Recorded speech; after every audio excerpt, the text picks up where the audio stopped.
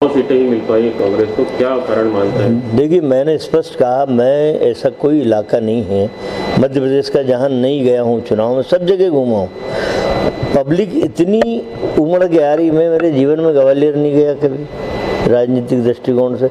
ग्वालियर जब मैं गया तो हजारों लोगों की रैली लोगों ने निकाली मेरे सम्मान में। मुरैना गया, वहाँ निकाली। दतिया गया, वहाँ हजारों लोग इकट्ठा हुए। ये स्वतः लोगों का आना ये दर्शाता था कि वन साइडेड कांग्रेस के पक्ष में माहौल है। अच्छा, अब लोग बोलते हैं कि भाई ये 9 लोग कैसे जीते, तो ये टारगेटेड था। मैंने कहा कि बीजेपी जिसे हराना चाहती थी, जो उनके लिए सूतक थे, जैसे इमरती देवी कहीं ना कहीं गले की हड्डी बनती, एदल सिंह कंसाना कहीं ना कहीं गले की हड्डी बनती, ऐसे कई लोगों को बीजेपी ने निपटाया है। बाकी कंफर्टेबल मेजोरिटी लेके सरकार में बैठे। तुलसी सिलावट काफी अंतर से जीते, 53,000। ये वो खुद बेचारे तुलसी सिलावट जी बोलते हैं कि मुझे उम्मीद थी कि 5 से 10 हज़ार के बीच में जीतूंगा, अब 50,000 से जीत रहे हैं, 53,000 से। तो ये तो साफ लग रहा है कि देखिए, हम लोगों से भी कई ईवीएम मशीन के जादूगर लोग टकराए थे इस चुनाव में, लेकिन हमारा सिद्धांत था कि गांधी जी की पार्टी है, हम लोग छल बल कपट से सत्ता काबिज नहीं करेंगे। अपने सिद्धांतों पे, अपनी भुजाओं पे विश्वास करके हम लोग सत्ता पे पुनः काबिज होंगे।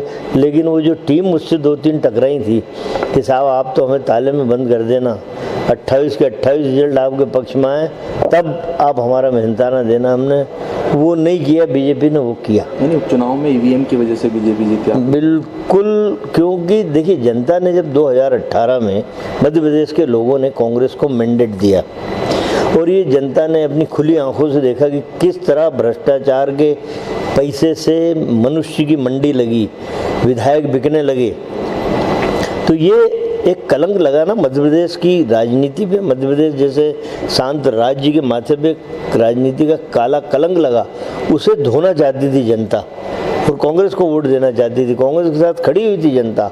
हम तो समझते थे 28 में से 28 कांग्रेस जीतेगी, लेकिन ईवीएम मशीन की जादूगरी से हम पार नहीं पा पाए। इंडिया कांग्रेस कार्यकर्ताओं में काफी असंतोष है दिग्विजय सिंह को लेकर, क्योंकि जिस तरह से पहले सरकार गई, फिर उपचुनाव में जो परिणाम है, कांग्रेस की स्थिति के लिए कांग्रेस कार्यकर्ता अब दिग्विजय सिंह को जिम्मेदार मानने लगे। देखिए, ऐसा है कि कहीं ना कहीं चाहे छोटा कार्यकर्ता हो या बड़ा नेता हो, कांग्रेस में हर किसी का योगदान कांग्रेस को मजबूत करने में रहा है।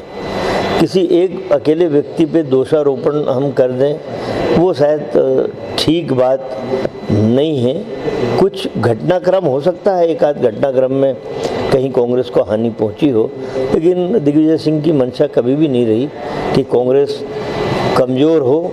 कई सारे फैक्टर होते हैं जीत के और कई सारे फैक्टर हार के होते हैं, और मैं समझता हूं कि हमें कांग्रेस के हर कार्यकर्ता को नैतिक साहस के साथ काम लेके कांग्रेस को फिर खड़ी करना चाहिए। चुनाव के जो नतीजे